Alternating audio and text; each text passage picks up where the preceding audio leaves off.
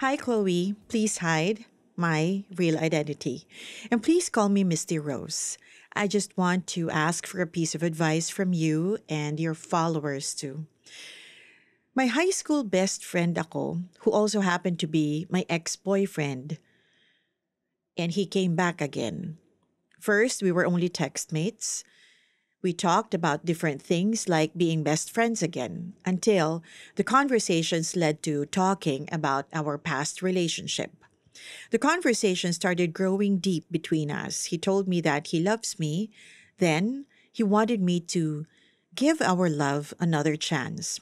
At first, of course, I said no kasi parehas na kaming may asawa.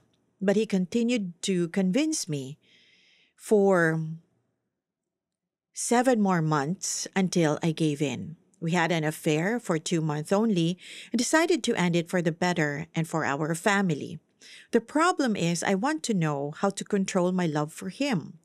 He is my first love. That's the reason why I fell again. And if we do need a closure, because I have questions hanging in my mind. We never talked again after the breakup. We ended it through text only because nalaman ng asawa niya. I hope that you can help me. I want to talk to him for our peace of mind and for us not to continue our affair. More power and thank you. Letter sender, Misty Rose. Hi, Misty Rose.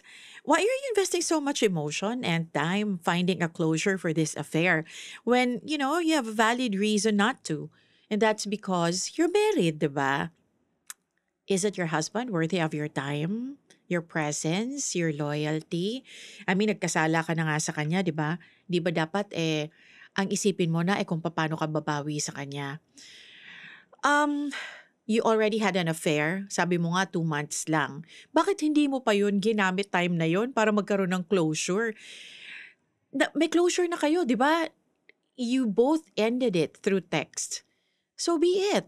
Kung ano man yung mga naglilinger pa sa isip mo, hayaan mo na. Kasi wala nang reason para bigyan pa ng panahon yon o bigyan pa ng oras kasi parehas na nga kayo may pamilya. I mean, you both enjoyed each other again for 2 months. That should be enough.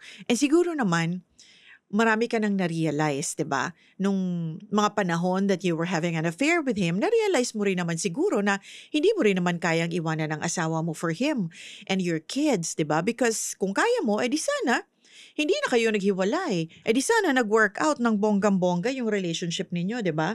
So, the relationship ending, the texting and everything, that's your closure already.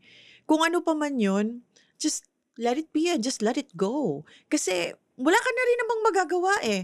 Mag-usap pa kayo. Baka mamaya hindi closure ang mangyari niyan. Baka mamaya magkaroon na naman ng part 2 for the next 2 months, 3 or 4, hindi na kayo maghiwalay pa. At alam mo yun, magkasala lang kayo ng magkasala. Magkaproblema lang kayo ng magkaproblema. Malaman pa ng asawa mo, nalaman na nga nung asawa niya, di ba? Baka mamaya, malaman na rin nung asawa mo ay magkagulo pa. So,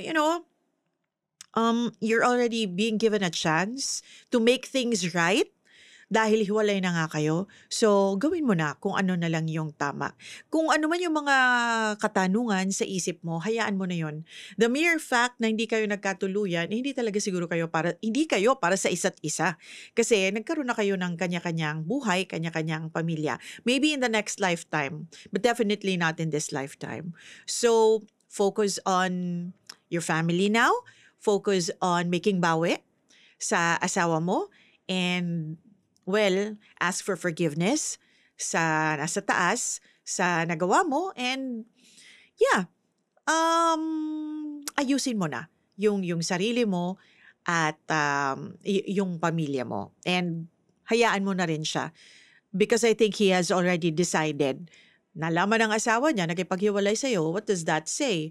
'Di ba? O edi ang loyalty nandun sa asawa pa rin. So, God bless you. Mr. Rose, I hope you find the courage and the wisdom to deal with your life and to live your life in a way that's pleasing, of course, to the one who gave us life. Hey, thanks for watching! For more exclusive videos and Artist interviews, you can check out our videos by clicking here. And don't forget to follow us on our social media accounts too. Links are in the description below.